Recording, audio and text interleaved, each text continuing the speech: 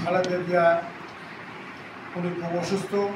আমরা সবাই দোয়া চাই, সবাই দোয়া করবেন ওনার যাতে আল্লাহ জান সালামত আগের মতন যে পরিপূর্ণভাবে একটু সুস্থ হয়।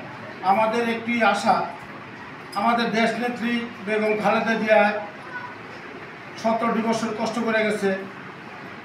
এই জুলুম সরকারের নির্যাতনে আমাদের বাংলাদেশ সরকার এখন যে আইন করে গেছে, শেখ হাসিনার কুকর্ম, নির্যাতন, খুনি শেখ হাসিনার ফাঁসির রায় এসে আমরা আল্লাহর কাছে চাই জনগণ দোয়া করবেন দেশনেত্রী বেগম খালেদা জিয়া সুস্থ হয়ে ওর ফাঁসিটা যাতে দেখে যেতে পারে। আর আমাদের এখানে 5টি মসজিদের ইমাম সাহেব আছে। বাইতুল আমার জামে মসজিদের ইমাম সাহেব খতিব সিরাজি সাহেব, আমাদের দারুসালাম জামে মসজিদের খতিব সাহেব ইসমাইল হুজুর, মাওলানা দিন ইসলাম সাহেব,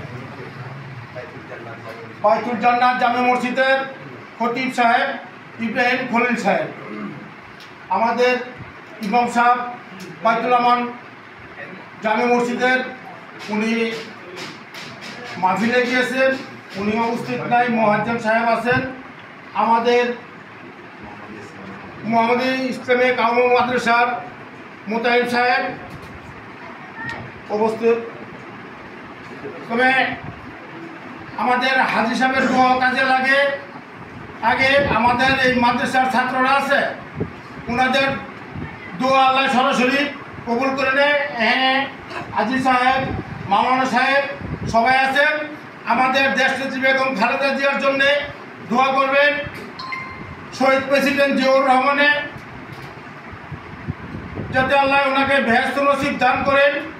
আমাদের দেশনায়ক তারেক রহমান সুস্থ হয়ে যাতে থাকতে পারে, এই বলে আমি আপনাদের সবার কাছে প্রার্থনা করি একটা জিনিসই, আমাদের আগামীতে রাষ্ট্রনায়ক তারেক রহমান যাতে হতে পারে এই আমরা আশাবাদী।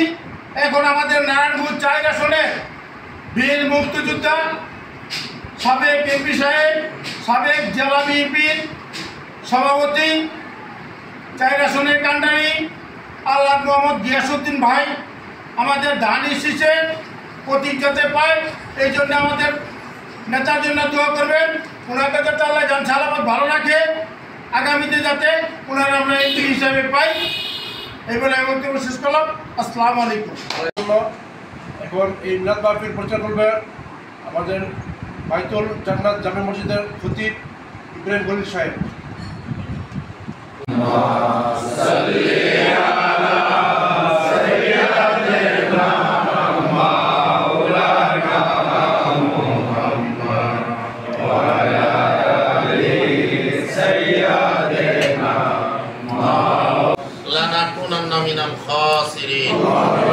ربنا آتنا في الدنيا حسنة وفي الآخرة حسنة وقنا عذاب النار رب ارحمهما كما ربياني صغيرا رب ارحمهما كما ربياني صغيرا আয় আল্লাহ হাফেজুল কোরআনদের নিয়ে হাত তুলেছি, আলেম ওলামাদের নিয়ে হাত তুলেছি, হাজী সাহেবদের নিয়ে হাত তুলেছি, যুবক ভাইদের নিয়ে হাত তুলেছি, মাসুম বাচ্চাদের নিয়ে হাত তুলে খান করে দিয়ে আয় আল্লাহ দেশ পরিচালনা করার মতো আল্লাহ তৌফিক দান করে দিয়ে আয় আল্লাহ দেশের খেদমত করার তৌফিক করে দিয়ে দেশের খেদমত করার তৌফিক করে দিয়ে